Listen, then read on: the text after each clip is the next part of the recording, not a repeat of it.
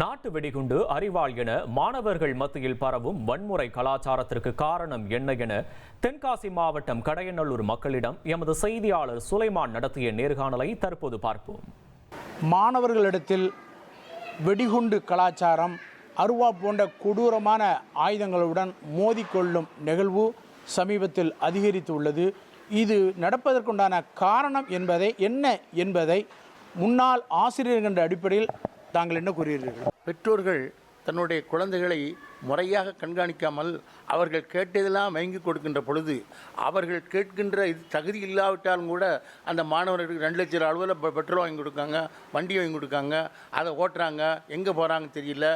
அதிகமான பணப்புழக்கம் வரும்போது தீமையான வழிகளுக்கு செல்கிறார். இந்த ரீல்ஸில் வர்ற மாதிரி அவங்கள தான் போர்ட்ரேட் பண்ணிவிட்டு அதை வச்சு நம்ம பண்ணால் கெத்தாக இருக்கும், அவங்கள மாதிரி நம்ம பண்ணால் சீனாக இருக்கும் அப்படின்னு சொல்லிட்டு பண்ணுறாங்க. அப்புறம் நெக்ஸ்ட்டு கஞ்சா, அது ஈஸியாக கிடைக்கிது. இப்போ ஈஸியாக வாங்கிட்டு அது எதுவும் அது ஒரு கெத்து மாதிரி நினச்சி அதெல்லாம் பண்ணிகிட்டு இருக்காங்க. அது கொஞ்சம் தப்பு. அதனால் பசங்க கெட்டு போகிறாங்க. பிறகு டீச்சர்ஸ் அடித்தா தப்புன்னு பேரண்ட்ஸ் ஃபஸ்ட்டு போய் ஸ்கூலில் போய் கேட்குறதே ஃபஸ்ட்டு தப்பு. எதுக்கு அடித்தாங்கன்னு பிள்ளைங்கக்கிட்ட ஃபஸ்ட்டு கேட்கணும். அதை விட்டுட்டு ஏன் அடிச்சிங்கன்னு போய் டீச்சர்கிட்ட கேட்கக்கூடாது. அது அவங்க என்றைக்கு பண்ண ஆரம்பித்தாங்களோ அன்றைக்கே பிள்ளைங்க நிறைய தப்பு பண்ண ஆரம்பிச்சிட்டாங்க. பிராந்தி கடை மூடுவது மட்டும் இல்லாமல் பிராந்தி தயாரிக்கின்ற நிறுவனங்களையும் தடை செய்யணும்.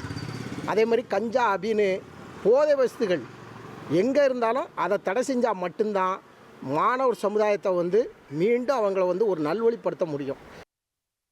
மாணவர்கள் மத்தியில் பரவும் வன்முறை கலாச்சாரத்திற்கு காரணம் என்ன என கடையநல்லூர் மக்கள் தெரிவித்த கருத்தை பார்த்தோம். இனி செல்லும் இடமெல்லாம் செய்தி. தந்தி டிவியின் வாட்ஸ்அப் சேனலை ஃபாலோ பண்ணினா செல்ல இருக்கும் இடமெல்லாம் செய்தி. இதோ QR கோட் இப்பவே ஸ்கேன் பண்ணுங்க, ஃபாலோ பண்ணுங்க.